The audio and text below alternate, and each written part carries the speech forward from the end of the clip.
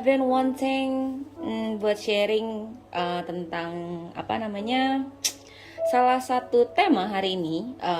Sebenarnya ini temanya adalah darkness atau kegelapan.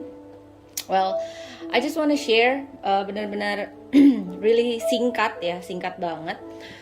Okay, so let's start. Banyak banget kita sekarang yang ngomongin kegelapan ya. Jadi banyak banget kalau misalnya aku tanya sama orang nih, kegelapan apa sih? Kalau misalnya gue tanya kegelapan apa sih yang ada di pikiran kalian gitu kan ya. Nah, banyak dari orang tuh mikir bahwa kegelapan itu selalu disangkutkan dengan dosa, dengan kegelapan itu adalah ketika kita nggak taat sama Tuhan.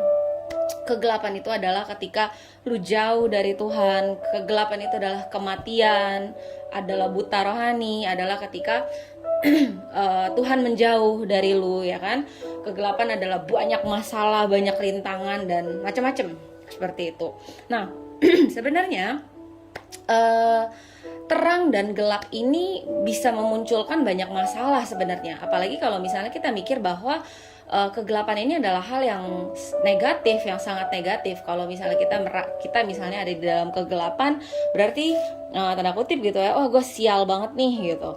Udah ketimpa tangga, ketimpa duren lagi, dan ya pokoknya my life is just like mess banget lah, in a mess gitu, dan nggak bisa diapa-apain lagi gitu.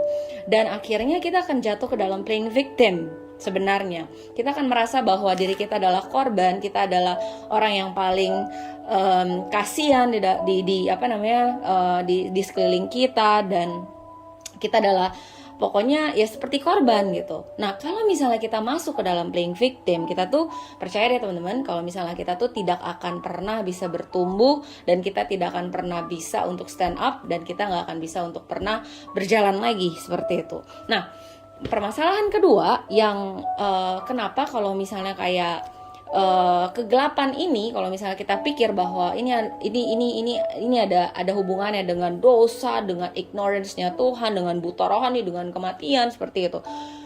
Benar-benar aku akan mengatakan bahwa sebenarnya apakah terang itu tidak membuat masalah? Hey, come on. Banyak banget teman-teman ya, orang-orang yang ada di dalam terang, karena begitu terangnya sekeliling mereka itu menjadi buta, ya kan? Karena terang itu mereka menjadi buta, dan ketika mereka merasa kayak wah mereka ini udah baik apa segala macam, mereka sendiri akan terhilang di dalam terangnya itu. Ngerti sampai sini ya? Jadi terang sendiri pun bisa menyesatkan orang. Nah, apa contohnya? Kita nggak perlu misalnya untuk ngomongin agama-agama gitu misalnya, tetapi orang yang terlalu fanatik dengan agamanya masing-masing, meskipun misalnya itu Kristen atau apa gitu kan ya, orang yang terlalu fanatik dengan agamanya, dengan doktrinnya, mereka akan merasa bahwa mereka yang paling benar, lalu akan merasa bahwa doktrin mereka paling benar, lalu mereka akan mulai menjatuhkan orang lain, menghakimi orang lain, dan merasa bahwa ya dirinya suci. Dan orang-orang yang misalnya pernah menjadi leader misalnya, pernah menjadi pemimpin di gereja, terus udah gitu pernah menjadi pelayan-pelayan panggung misalnya, atau enggak pernah melayani di gereja secara aktif, lalu tiba-tiba ketika mereka berdosa, lalu mereka itu adalah orang-orang yang bukannya membina mereka, malah jatohin mereka, ngomongin mereka dari belakang, dan akhirnya ujung-ujungnya mereka bilang bahwa ini orang lagi jatuh daripada Tuhan, lebih baik kita berhentiin pelayanan, seperti itu. Nah, jadi orang-orang yang seperti ini juga bisa gitu untuk tersesat di dalam terangnya mereka. Loh, jadi teman-teman, kita perlu hati-hati banget nih. Jangan ngerasa bahwa kayaknya gue terang nih segala macam, dan gue aman segala macam, lalu dari diri kita itu menjadi ada pembedaan bahwa gue orang suci dan dia bukan. Come on. Semua dosa kata Tuhan itu sama aja sebenarnya. Nggak ada dosa besar dan nggak ada dosa kecil. Kalau misalnya mungkin hari ini gue pernah bilang sama sama mungkin Komsel dan juga sama anak-anak Bina, bahwa ketika mungkin hari ini si A atau si B jauh daripada Tuhan, come on, kita juga akan, dan mungkin kita pernah ngalamin waktu-waktu di mana kita jauh daripada Tuhan. Bukankah kita sama dengan dia? Bukankah kita nggak bisa untuk menghakimi dia? Seperti itu. Jadi komunitas yang menyilaukan, ketika kita merasa bahwa kita terang, kita pun juga bisa tersesat. Jadi kegelapan belum tentu menjadi sebuah problem, dan terang itu bukan juga menjadi sebuah kayak jalan keluar. Sampai sini. Nah, aku akan jelaskan bahwa satu sharing aku yang buat aku ini tuh menarik banget ya. Jadi waktu kemarin itu aku baru buka my journal, karena gue suka banget untuk nulis. Nah, ketika aku buka jurnal aku gitu kan ya, jadi ketika waktu itu aku galau segala macam, lalu akan tulis gitu kan. Nah, ketika aku tulis di sana ada sebenarnya ada dua masalah aku. Yang satu, jadi ketika waktu itu aku menjadi worship leader di salah satu gereja di Beijing, yang mungkin ada yang udah tahu. Lalu ada gereja lain gitu. Nah, ketika aku visit ke gereja lain itu, aku ngelihat bahwa suasana dari gereja lain itu sangat excited ya kan. Ketika misalnya ketika mereka praise gitu, nggak perlu WL-nya tuh susah-susah untuk membangkitkan semangat atau seperti apa ya, seperti gereja-gereja karismatik pada umumnya seperti itu. Nah, ketika pas waktu I back to my church, aku ngerasa kayaknya aku gagal banget nih dalam kayak WL nih gitu kan. Kenapa kayaknya susah banget nih jemaatnya untuk diajak semangat atau seperti apa gitu. Pas waktu itu saya merasa bahwa benar-benar kayak aku gagal segala macam seperti itu. Nah, tapi aku nggak cuma stop sampai di sana aja. Ketika aku berada di dalam kegelapan ya, ketika aku merasa di dalam kegelapan, aku menjadi diam. Ketika aku menjadi diam, aku menjadi istilahnya nggak mikirin yang lain, aku hanya mikirin hal itu. Nah, salah satu dari kunci dari fokus ini saya juga dapetin dari salah satu gereja di Indonesia, bahwa salah satu kunci ketika engkau mau fokus adalah eliminasi. Seperti itu. Mungkin ketika kita mempunyai banyak masalah sehingga kita disudutkan ya, ketika kita dipojokkan dengan satu masalah terbesar, kita menjadi diam. Ketika kita menjadi diam, kita akan eliminasi tuh hal-hal yang tidak penting, hal-hal yang sebenarnya tidak tidak esensial seperti itu, seperti yang sharing aku kemarin katakan gitu, bukan something yang esensial gitu. Nah, kita menjadi pikirin nih sesuatu yang lebih esensial. Ketika kita pikirin dan ketika kita tanya sama Tuhan, saya yakin bahwa Tuhan adalah Tuhan yang mendengar doa kita, Tuhan yang menjawab doa kita dengan apapun itu caranya.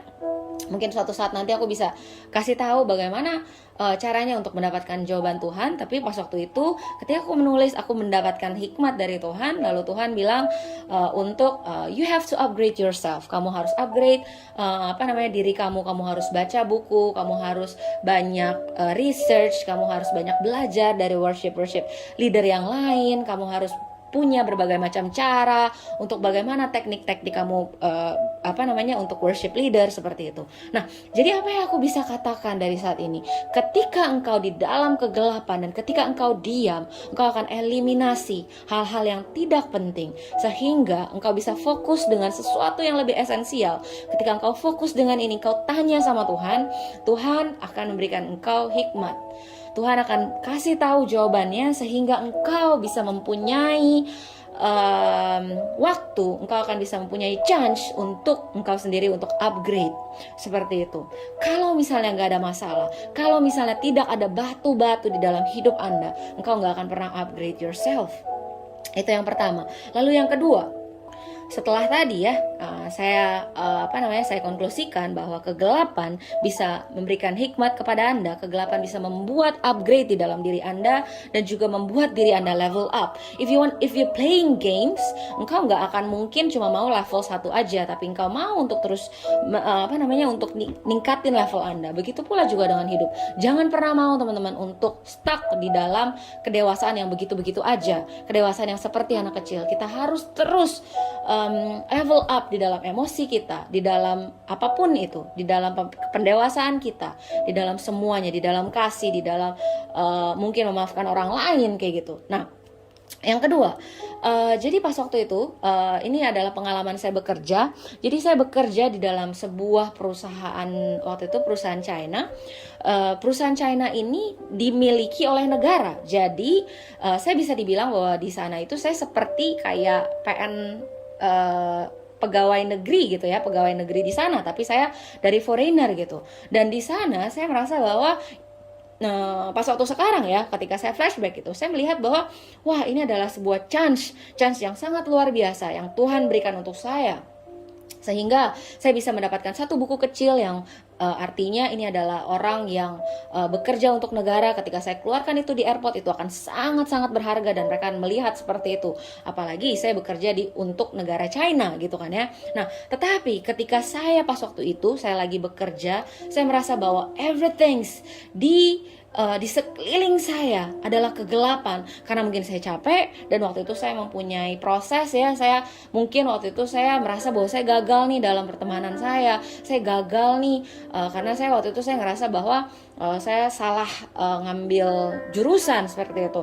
Lalu kenapa saya harus kerja, kenapa saya nggak punya waktu untuk keluarga seperti itu. Jadi everything saya ngerasa gagal, everything saya merasa bahwa itu gelap. Tapi teman-teman, ketika misalnya sekarang saya flashback bahwa masa-masa itu adalah masa-masa terang di dalam hidup saya. Jadi apa artinya teman-teman? Artinya adalah seperti ini. Ketika engkau, contoh ya, mari kita sama-sama berandai-andai. Aku percaya ya, mungkin yang dengar saat ini ya kan, kalian ada di sebuah ruangan yang terang ya, yang lampunya nyala gitu. Lalu tutuplah mata Anda dengan perban gitu kan ya, atau dengan baju. Lalu ketika engkau tutup mata Anda, semua akan menjadi gelap. Betul kan? Yang engkau lihat juga gelap. Tetapi teman-teman, ketika orang lain melihat diri Anda di dalam kamar itu, sebenarnya engkau di dalam posisi terang, bukan di dalam posisi gelap.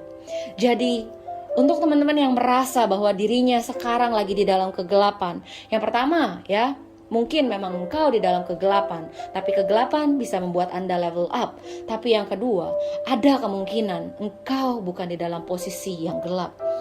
Ruangan Anda adalah ruangan yang terang. Rancangan Tuhan untuk Anda adalah rancangan yang terang. Tetapi karena mungkin Anda capek, engkau lagi diproses, engkau lagi banyak masalah, engkau merasa bahwa hidupmu lagi di dalam kegelapan. Tetapi sebenarnya ruangan yang Anda duduki adalah ruangan yang terang. Seperti itu. Buat saya, ketika saya melihat ini semua, saya mendapatkan satu kesimpulan bahwa apa? Seperti ini. Tidak ada satu kegelapan pun yang gelap bagi Tuhan. Kegelapan sama terangnya dengan terang bagi Tuhan. Jadi ketika ya, ibaratnya seperti ini. Ketika engkau percaya bahwa engkau mengenal Tuhan, engkau menerima Tuhan, engkau pernah menerima Tuhan di dalam hidupmu, Tuhan itu adalah sumber terang. Di Matius katakan, lalu ketika engkau masuk ke dalam ruangan yang gelap, engkau merasa bahwa sekelilingmu gelap. Tetapi ketika engkau berada dengan sumber terang itu, percayalah teman-teman bahwa hidupmu tidak gelap. Dan kegelapan di dalam hidupmu tidak menggelapkan bagi Tuhan yang ada di sebelahmu. So teman-teman, apapun agamamu, ketika engkau percaya bahwa Tuhan yang engkau percayai, Tuhan yang ada bersama-sama dengan engkau, yang engkau selalu berdoa dengan dia, dan engkau tahu ketika engkau flashback, kau tahu bahwa Tuhan ini selalu dengerin doaku, dan Tuhan selalu kasih yang terbaik untuk aku. Maka engkau ada di ruangan gelap itu, tapi itu tidak gelap sebenarnya, itu tetap terang. So teman-teman, jangan pernah give up, never give up. Mari sama-sama dengan aku juga untuk terus berjalan di dalam kehidupan ini tanpa patah semangat dan terus untuk maju. Tuhan memberkati Anda semua.